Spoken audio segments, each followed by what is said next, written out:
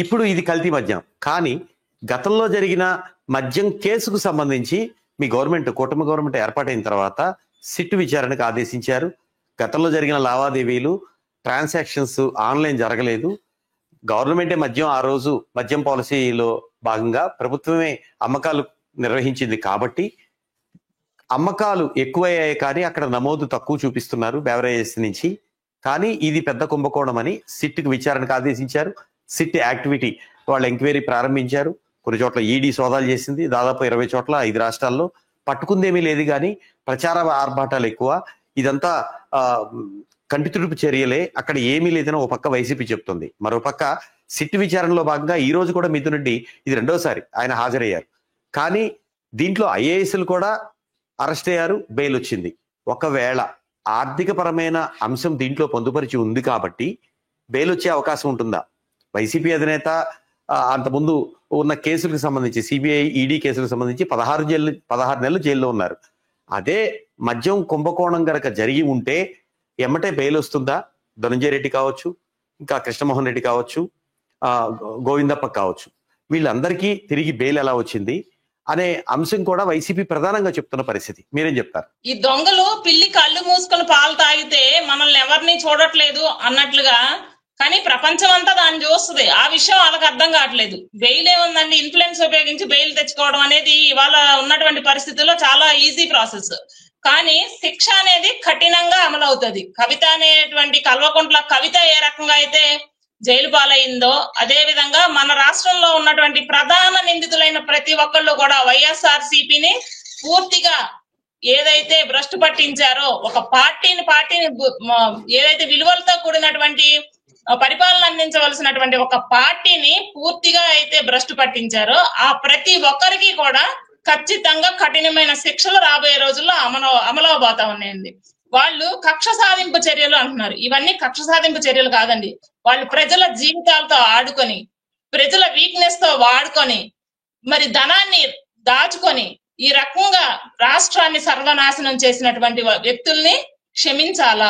లక్ష్మి గారు, ఇంకొకటి, ఇదే కేసులో గతంలో జరిగిన మద్యం కుంభకోణం మద్యం కేసుకు సంబంధించి 2019 to 24 మధ్య జరిగిన కేసు గురించి ఎప్పుడైతే సిట్ విచారణకు ఆదేశించారో, సిట్ లో అందరూ జైలు పాలవుతున్నారు, ఇక నెక్స్ట్ టార్గెట్ జగనే అనే ప్రచారం టీడీపీ కావచ్చు, జనసేన కావచ్చు చేసిన పరిస్థితి. కానీ అరెస్ట్ అయిన వాళ్ళు బెయిల్తో బయటకు వస్తున్నారు, విచారణకు వెళ్ళిన వాళ్ళు వెళ్తున్నారు. ఈ రోజు కూడా ఆయన ఢిల్లీ నుంచి ఎంపీ మిథున్ రెడ్డి గన్నవరం ఎయిర్పోర్ట్కి చేరుకున్నారు. అరెస్ట్ అవుతారనే ప్రచారం ముఖ్యంగా టీడీపీ చేసింది. కానీ ఆయన చక్కగా సిట్కి వెళ్ళి విచారణకి వెళ్ళి అరగంటలో బయటకు వచ్చారు.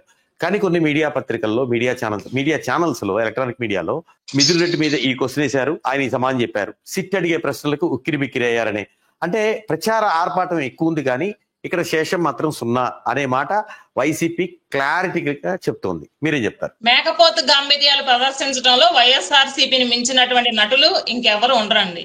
సిట్టు విచారణ చేసేటువంటి క్రమంలో వీడియోల్ని ఎవరిని అనుమతించరు. లేకపోతే తీసుకొచ్చి లైవ్ ఇచ్చి ప్రజలకు చూపించేటువంటి పరిస్థితి కూడా వీళ్ళ మాటలకి ఖచ్చితంగా రాబోయే రోజుల్లో ఉండొచ్చు కూడా. వీళ్ళు ఏదో బయటకు వచ్చి కాలు రెగరేసి, అదే సినిమాలో చూపించినట్టు లోపలంతా ఎరగదన్నించుకొని కాలు రెగరేస్తారు చూసారా, అలా ఉంటది వీళ్ళ మేకపోతు గాంభీర్యాలు. అంతే తప్ప తప్పు చేసిన వాళ్ళని ఖచ్చితంగా ప్రశ్నించేటువంటి అవసరం ఉంది. ప్రశ్నించినప్పుడు వాళ్ళు తప్పు చేశారా లేదా అనేది న్యాయస్థానాలు కానివ్వండి, అది సిట్ విచారణ కానివ్వండి, ఖచ్చితంగా తేటతెల్లం చేస్తుంది. దాన్ని వీళ్ళెందుకండి ముందే గుమ్మడికాయల దొంగల భుజాలు తడుముకొని వీళ్ళెందుకు ప్రదర్శించడం, మేకపోతు గాంభీర్యాలు ప్రదర్శించవలసిన అవసరం లేదు కదా. విచారణ పూర్తి అయ్యే వరకు ఆగాలి. ఆక్కోకుండా మేమేదో పునీతులు అని చెప్పేసి వాళ్ళు కాలర్లు ఎగరేస్తే ఏమైపోదండి. మరోవైపు ఋషికొండ అంశానికి సంబంధించి మీరు ప్రతిపక్షంలో ఉన్నప్పుడు, మీరు కానీ టీడీపీ కానీ ప్రతిపక్షంలో ఉన్నప్పుడు ఋషికొండ మీద చాలా పెద్ద ఎత్తున ప్రచారం చేశారు. ఋషికొండ ముఖ్యమంత్రి అధికారిక నివాసం అన్నారు, ముఖ్యమంత్రి ఆఫీస్కు వాడుకుంటారన్నారు, రకరకాలుగా ఆ కమోడ్స్ ఇంత కాస్ట్ అవుతాయి అన్నారు, టైల్స్ అక్కడి నుంచి తెప్పించారన్నారు, విదేశాల నుంచి వచ్చినాయి అన్నారు. రకరకాలుగా మీడియాలో ప్రచారం జరిగింది. మీలో ఉన్న కీలక నాయకులు చాలా పెద్ద ఎత్తున దీని మీద ప్రచారాస్త్రంగా వాడుకున్నారు. కానీ ఈరోజు టీడీపీయే, మీ కూటమి గవర్నమెంటే ప్రజాభిప్రాయ సేకరణకి వెళుతోంది. ఎందుకు? ఏకపక్ష నిర్ణయాలు తీసుకోవడం అనేది జగన్మోహన్ రెడ్డి గారు లాంటి మూర్ఖులకు మాత్రమే అది సరిపోతుంది. ఆయన గవర్నమెంట్ రావడమే ప్రజావేదికను కూల్ చేసినటువంటి వైనాన్ని మనం చూసాం. అది ఎన్ని లక్షలో ఎన్ని కోట్ల రూపాయల ప్రజాధనం అండి. దాన్ని దేనికో దానికి ఉపయోగించుకోవచ్చు. అట్లాంటి చేతగాని పనులు మనం చేయకూడదు. మనం ప్రజలు ఓట్లేస్తే గెలిచాం. మనం ఈవీఎం ట్యాంపరింగ్లు చేసి కాదు కదా గెలిచింది ఆలకలాగా. ఇంకా వాళ్ళు ఎదుటోళ్ళ మీద బురదేస్తూ ఉంటారు, మీ ఈవీఎం మాటలు మాట్లాడబాకండి అని. అంటే వాళ్ళు ఈవీఎంలతోనే వాళ్ళు అలా గెలిచి ఉండొచ్చు.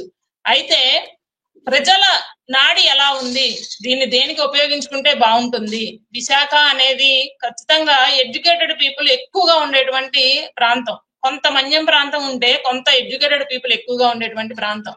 వాళ్ళ ప్రజాభిప్రాయాలు తీసుకొని దాన్ని ఏ రకంగా ఉపయోగించుకుంటే బాగుంటుంది. మరి పట్టపురాణి కోసం అన్ని కోట్ల రూపాయలు ఖర్చు పెట్టాడు కదండి, మరి దాన్ని మనం కూడా విలువగా చూడాలి ఖచ్చితంగా. ఎక్కడ కూడా జగన్మోహన్ రెడ్డి కానీ వైసీపీ ప్రభుత్వం ఉన్నప్పుడు కీలకమైన అధికారులు కానీ, అక్కడ సజ్జల రామకృష్ణారెడ్డి ఆ రోజు కీలకంగానే ఉన్నారు, ప్రభుత్వ సలహాదారుగా ఉన్నారు. ఆయన ఎప్పుడు కూడా ఇది ముఖ్యమంత్రి గారి అధికారిక నివాసం అని ప్రకటించలేదు కదా. ఎక్కడైతే విశాఖపట్నంలో ఐటీ హబ్ వస్తూ ఉందో, పరిశ్రమలు రాబోతున్నాయో, డెలిగేట్స్ వచ్చినప్పుడు కానీ కొన్ని బ్లాకులు డెలిగేట్స్ కి, గవర్నర్ వచ్చిన గవర్నర్ బంగ్లాగా, ఇంకొన్ని సాఫ్ట్వేర్ లో కీలకమైన వాళ్ళకి అదొక పర్యాటకంగా దాన్ని అభివృద్ధి చేయాలనే ఆలోచనతోనే వాళ్ళు చేశారు. కానీ ఎక్కడ కూడా ముఖ్యమంత్రి అధికారిక నివాసం అని ఎప్పుడు ప్రకటించలేదు కదా. ముఖ్యమంత్రి అధికారిక నివాసం అని వాళ్ళు ప్రకటించకపోయినప్పటికీ జగన్మోహన్ రెడ్డి గారు అక్కడ నుండి విశాఖ రాజధానిగా పరిపాలన అందిస్తారనేది క్లియర్ కట్ గా వాళ్ళు చెప్పినటువంటి విషయం.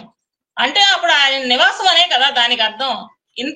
ఇప్పటి వరకు పరిపాలించినటువంటి ఆంధ్ర రాష్ట్రాన్ని పరిపాలించిన ముఖ్యమంత్రుల్లో ఎవరు కూడా అన్ని కోట్ల రూపాయలు తీసుకెళ్లి ప్రజాధనాన్ని ఒక చోట పెట్టి అంత కాస్ట్లీ బంగ్లాలు కట్టినటువంటి దాఖలాలు మనం ఎక్కడా చూడలేదండి.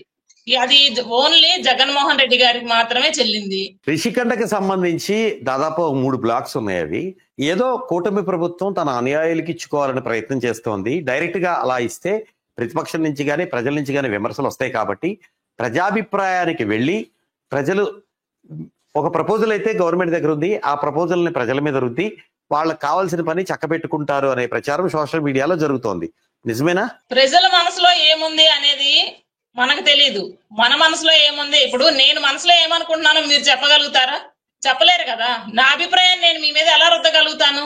అలా కాకుండా ప్రజలకు దాన్ని ఏ రకంగా అయితే ఉపయోగపడుతుందో అదే ప్రాతిపదికలో తీసుకెళ్లాలి అనేది మాత్రమే కూటమి ప్రభుత్వం ఆలోచన. దాన్ని వాళ్ళు విమర్శలు అంటారా? ఎన్ని విమర్శలైనా ఎక్కువ పెట్టొచ్చు. నాలుగే కదండి, ఎట్లా పడితే అట్లా మాట్లాడతారు. జరగబోయే రోజు మీరన్న విషయంలోనే ప్రజల మనసులో ఏముందో తెలుసుకుని అదే చేద్దాం అనుకునే ప్రభుత్వం మెడికల్ కాలేజీల అంశంలో పీపీపీ పద్ధతిలో ప్రపోజల్ వెళదాం అనుకున్నప్పుడు ప్రజాభిప్రాయ సేకరణ దాంట్లో ఎందుకు చేయలేదని ముఖ్యంగా వైసీపీ చేస్తున్న వాదన. అంటే ప్రభుత్వంలో ప్రైవేటు భాగస్వామ్యానికి పూర్తిగా ప్రైవేటీకరణ చేయడానికి ఉన్నటువంటి డిఫరెన్స్ ఫస్ట్ వాళ్ళు తెలుసుకోవాల్సిన విషయం అండి. ఏదో 5 రూపాయల పేటిఎం బ్యాచ్ ని పెట్టుకొని సోషల్ మీడియాను నడిపించే విజ్ఞానం లేనటువంటి వ్యక్తులు మాట్లాడే మాటలను మనం అసలు పరిగణలో తీసుకోవాల్సిన అవసరమే లేదు. కూటమి ప్రభుత్వం తీసుకున్నది ప్రైవేటు భాగస్వామ్యాన్ని మాత్రమే, ప్రైవేటీకరణ చేయలేదు. ఆ విషయాన్ని ఫస్ట్ వాళ్ళు తెలుసుకోవాలి. ఓన్లీ ప్రైవేటీకరణ. కానీ ఆంధ్ర రాష్ట్రం ఈ రోజు ఆంధ్రప్రదేశ్ వ్యాప్తంగా ప్రజల్లోకి వెళ్ళిన అంశం ఏంటి? మెడికల్ కాలేజీలు ప్రైవేట్ ఫరం అయ్యాయి అని పబ్లిక్ లోకి వెళ్ళింది కదా. మీరు ప్రైవేటీకరణ చేయనప్పటికీ కూడా పబ్లిక్ లో వాళ్ళు తీసుకెళ్లగలిగారు కదా. ఇక్కడ ఈ విషయంలో కూటమి ఫెయిల్ అయిందా? పబ్లిక్ లోకి వెళ్ళలేదండి. కూటమి 100% సక్సెస్ అయ్యింది. కూటమి ఫెయిల్ అవ్వలేదు, పబ్లిక్ లోకి వెళ్ళలేదు. ఏదైతే ఈ పేటిఎం గాళ్ళు ఉన్నారో వీళ్ళు ప్రచారం చేస్తున్నారు. హలో, తెలుగు రాజ్యం ఛానల్ చూస్తున్నారా? సామాజిక రాజకీయ జీవన చిత్రణే తెలుగు రాజ్యం. అతిశయోక్తులు అసత్యాలు ఉండవు. రాజకీయ కోణం కాదు, ప్రజా కోణమే కొలబద్ద. తెలుగు రాజ్యం వీక్షణ మీ ఉత్తమ అభిరుచికి నిదర్శనం.